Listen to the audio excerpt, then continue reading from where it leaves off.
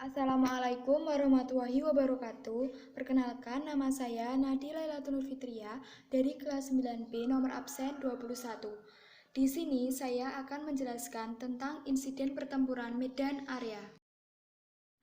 Di sini saya akan menjelaskan mengenai 3 bab. Yang pertama yaitu pengertian dari pertempuran Medan Area, yang kedua latar belakang dari pertempuran Medan Area, dan yang ketiga ialah kronologi peristiwa pertempuran Medan Area.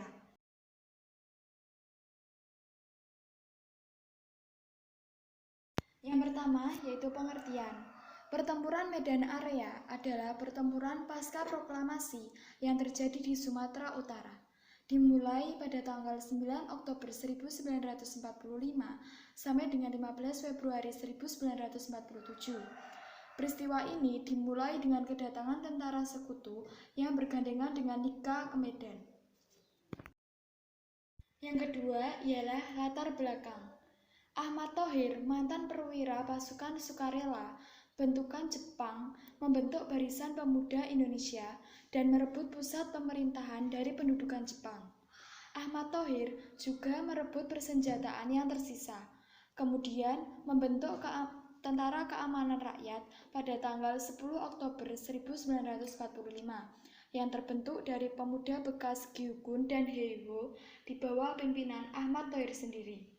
Selain pembentukan TKR, terbentuk juga beberapa badan-badan pemuda lain yang sejak tanggal 15 Oktober 1945 menjadi Pemuda Republik Indonesia Sumatera Timur yang biasa disingkat dengan Pesindo.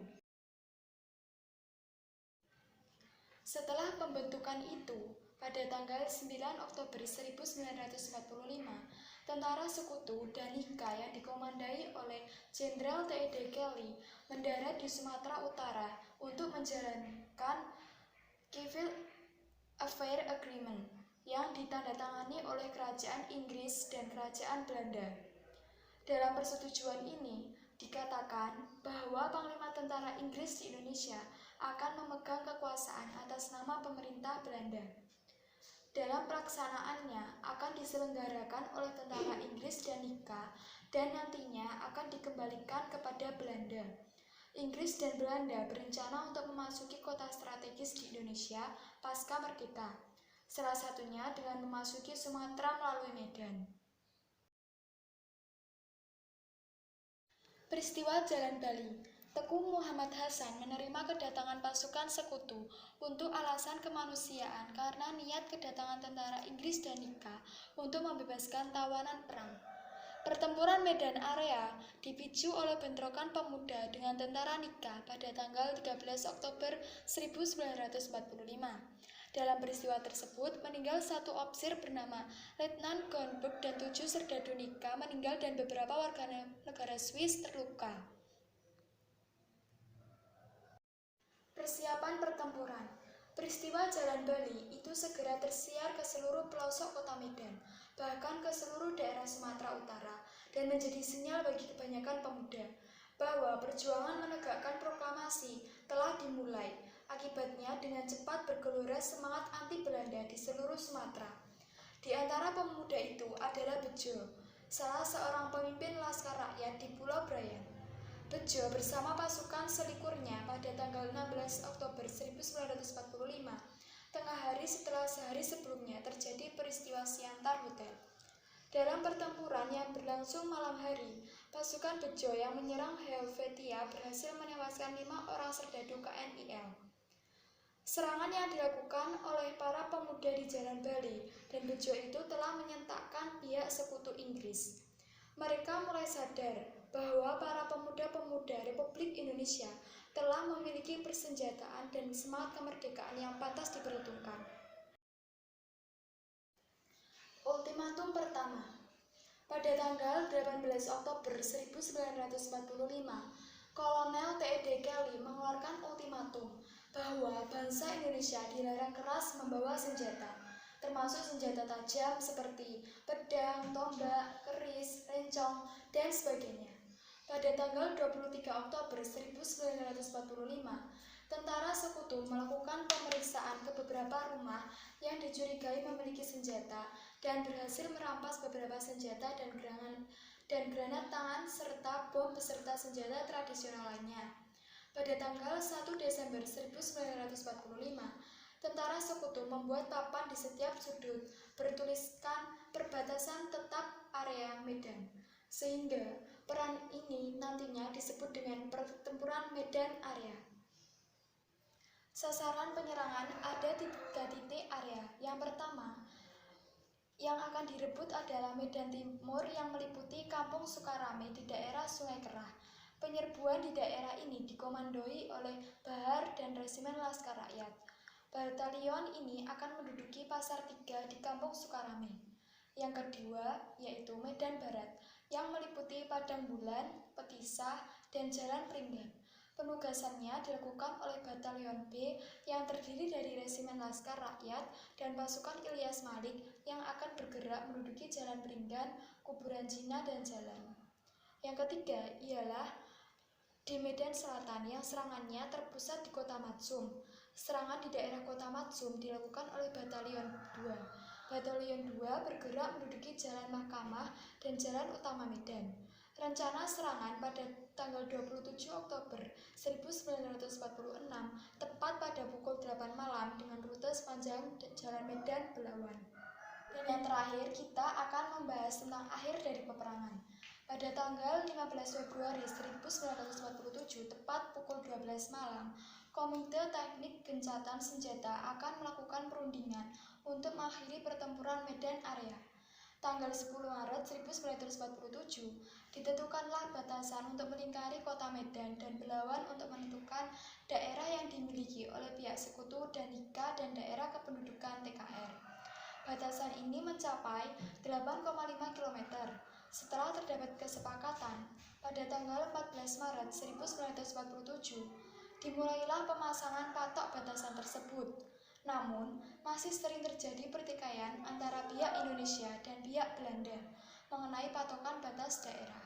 4 bulan kemudian, pertempuran ini dinyatakan berakhir. Belanda pun melakukan serangan agresi militer Belanda I sesudah pertempuran ini berakhir. Sekian presentasi dari saya. Mohon maaf apabila ada salah kata. Terima kasih. Wassalamualaikum warahmatullahi wabarakatuh. Assalamualaikum warahmatullahi wabarakatuh. Di sini saya juga akan menerangkan tentang insiden pertempuran Bandung Lautan Api. Di sini kita akan membahas 3 bab. Yang pertama, latar belakang, kronologis, dan tokoh yang terlibat.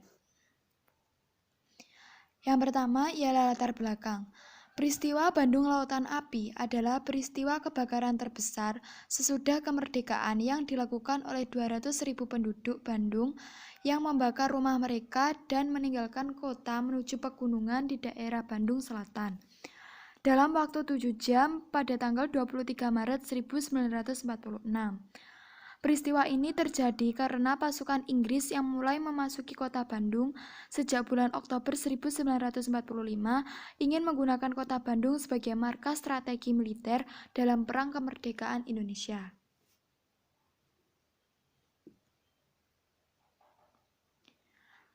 Kronologi peristiwa. Yang pertama, pasukan Sekutu Inggris bagian dari Brigade MacDonald dan Nika mendarat di Bandung pada tanggal 12 Oktober 1945.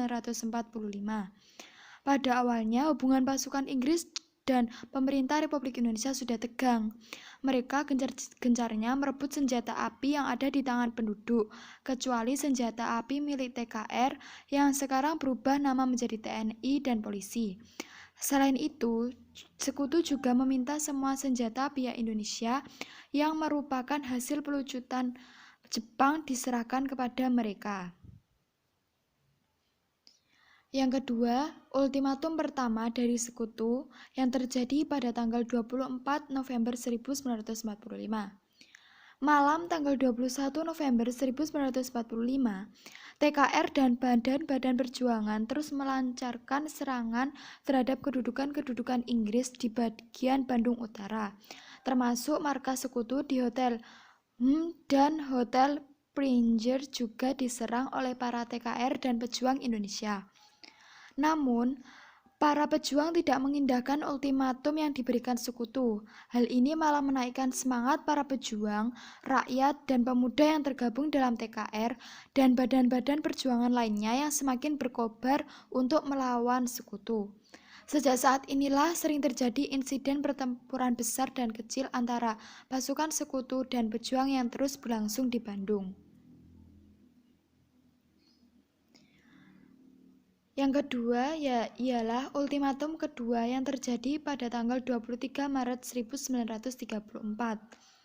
Melihat para pejuang dan TRI semakin melemah, sekutu Inggris dan Nika kembali memberikan ultimatum kepada TRI untuk mundur sejauh 11 km dari pusat kota dalam waktu 24 jam.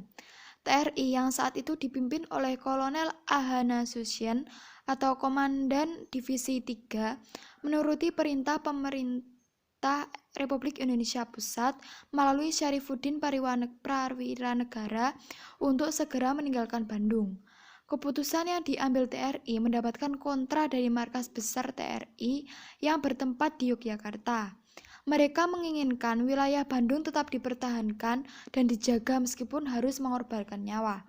Akhirnya, diambillah keputusan agar rakyat Bandung mundur, dan para TRI serta laskar-laskar perjuang tetap bertahan dan berjuang untuk mempertahankan Bandung Selatan.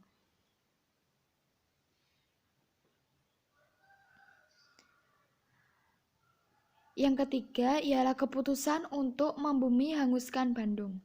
Melihat keadaan yang semakin melemah, mendorong TRI untuk melakukan operasi bumi hangus.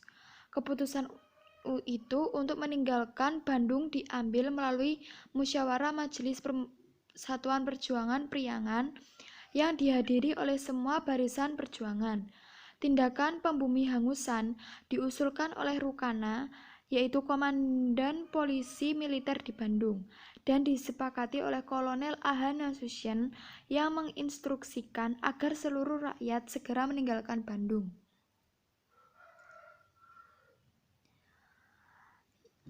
Dan yang terakhir, kita akan membahas tokoh yang terlibat. Di antaranya yaitu Muhammad Toha.